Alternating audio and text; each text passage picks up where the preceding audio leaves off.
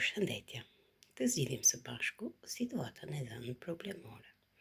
Ju është dhënë trekëndësh ABC, segmenti ED, i cili formon në brendësi të këtij trekëndëshi një trekëndësh DBE.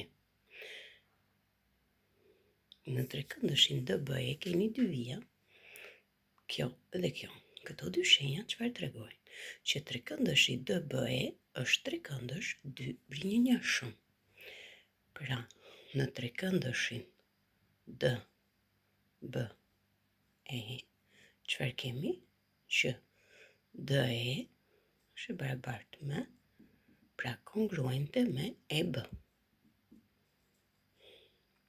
Çfarë tregon kjo? Që trekëndësh është dy brinjënjëshëm që këndet në bazë, pra këndi D dhe këndi B, janë të barabartë. Pra masa e këndit D është kongruente me masën e këndit B.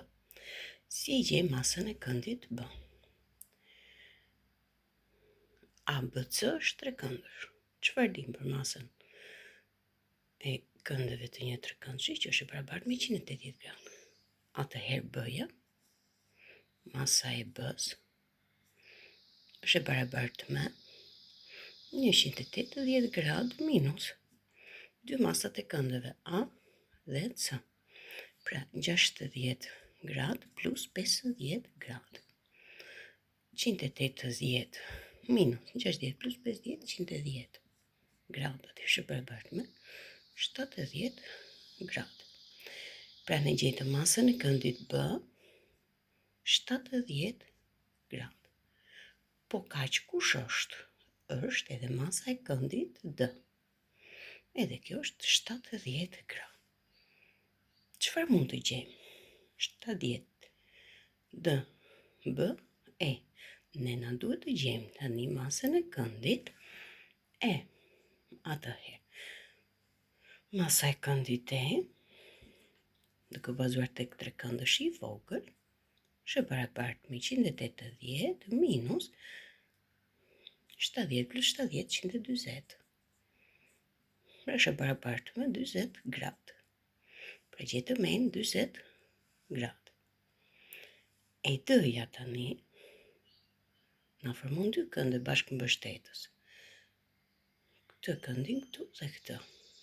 Atëherë CEB është këndi i shtrirë, pra këtu i gjithë është 180 gradë, po kaq është edhe pjesa tjetër e brendshme.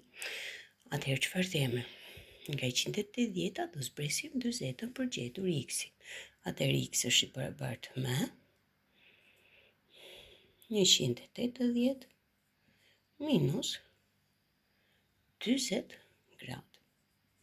Pra x-i që nga i barabartë me 140 gradë. Mënyra tjetër për të gjetur x-in është edhe kjo. Gjejmë këtë këtu sa është. Pastaj, këtu është një katërkëndësh dhe themi që shuma e këndëve të një katërkëndësh është 360. Nga 360 ju do zbrisni 50, 60 dhe 110 dhe do ju dali këndi x. Pra për ta gjetur këtë rast kemi dy mënyra. Pra masa e këndit x në këtë rast ishte 180 gradë minus 40 gradë. Atëherë është e barabartë me 140 gradë. Pra është këndi